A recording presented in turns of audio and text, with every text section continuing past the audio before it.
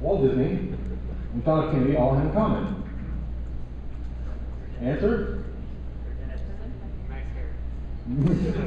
Okay. They were all, at different points in history, very strong patrons and fans of this guy, Wernher von Braun. So actually, I told you, it's not the Russian space mission. It's the German space mission. Although that R7, the Russian R7 there, was a direct descendant of the German V2, and never would have made orbit without the V2 as a predecessor. Anyway, von Braun, back in the 30s as a young man, got very inspired by the work of an American, Robert Goddard, who developed the first liquid fuel rocket. And just kind of dedicated his whole life to rocketry after that. He ended up actually joining the Nazi Party just for the opportunity in the army of working with the German rocket program. And they gave him lots of resources, and he developed his own little kind of unit where he was building these things, for the war effort, but for him, really, the passion was rocketry. Now, Robert Goddard, who worked in rocketry for many years as well, many decades, the largest liquid fuel rocket he ever built was about that big, something you put on the table.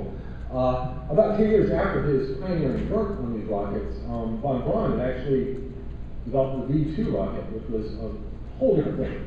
It was an amazing piece of technology, really, for the time in which it was developed. In some sense, it was like 10 years ahead of its time. And all the basic foundations of modern rocketry were based upon this one thing. Hitler saw early films of the very first, launches of the V2, and he went apeshit. He loved it. He wasn't a very practical guy, but he had a great sense of theatrics, and he just, in his mind, imagined millions of these raining down on the Allies, and this is the weapon that would win the war for him. Therefore, von Braun became kind of his, child star in some sense. He was a very young engineer, and so Hitler gave him kind of whatever he wanted to, and said, yes, we'll rain destruction down on the English. I set up several factories. The biggest factory was Mittelbau, which was actually kind of a slave factory, and there were a lot of atrocities committed here. And there was a lot of kind of gray area about how much von Braun knew what was going on in this factory or not. That was whitewashed, actually, by the U.S. government later on. But they ended up building about 3,000, they actually launched about 3,000 V2s during the war, which killed about 7,000 people, mostly the English. A little known fact was that building those V2s killed 20,000 in the factory. So that means for every person in England that died from one of these rockets, 3 died back in Germany. So as a military weapon, this thing was really totally a bust. In fact, the Germans wasted all sorts of money on this. They could have better spent on something else. But towards the end of the war, the Russians and Americans were closing in on the Germans. Von Braun basically kind of knew he was going to be captured by one side or the other. He really wanted to go to the American side. So he gathered up his kind of top 100 engineers, and they, brokered a deal with the Americans. And they showed the Americans where a lot of the kind of hidden V2 sites were, and a lot of the V2s were scurried off to America after the war, as were these 100 Germans.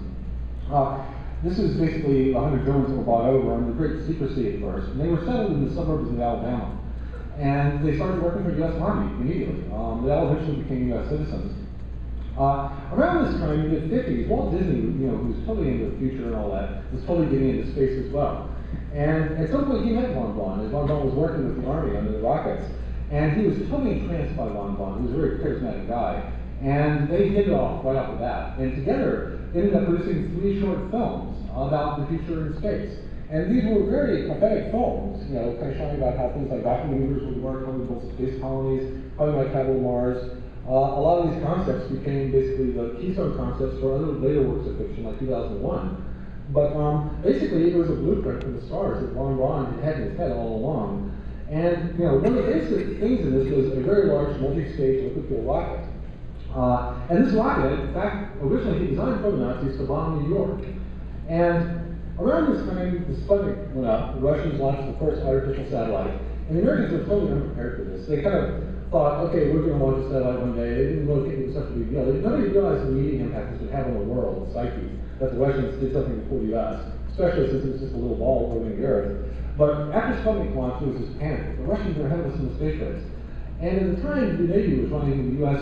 space program, the Vanguard. It was supposed to be our first satellite in orbit. And it had this kind of distinct propensity to blow up on the launch pad over and over again. They never got it up.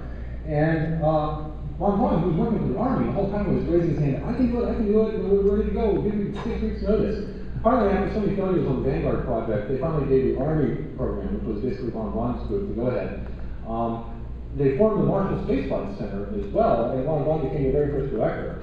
And basically, on the very first try, his little rocket, the Explorer 1, became the first artificial U.S. satellite in orbit, sometime after the Russians. And from that point on, people basically trusted von Braun, because these guys have been building large, very large nuclear rockets, for decades at this point. And so, in some sense, von Braun was always the guy that had to kind of let every plan pass. Is this the way we're going to do it? This is the point at which Kennedy met von Braun and started developing his own ideas for a very ambitious way to show the Soviets up in space. And he talked to the engineers in von Braun, and they said, okay, Russians can beat us here and here, but they can't beat us to the moon, and we think we can get the moon, which is really von Braun's target all along. And again, basically, his evolution of the V-2, which he designed for Germans, it was really designed to go from Germany to New York City, became the basic blueprint for the Saturn V that brought us to the moon. And probably got us there 10 years earlier than we would have gone without von Braun being involved. So that was our von Braun moment. So, back to games.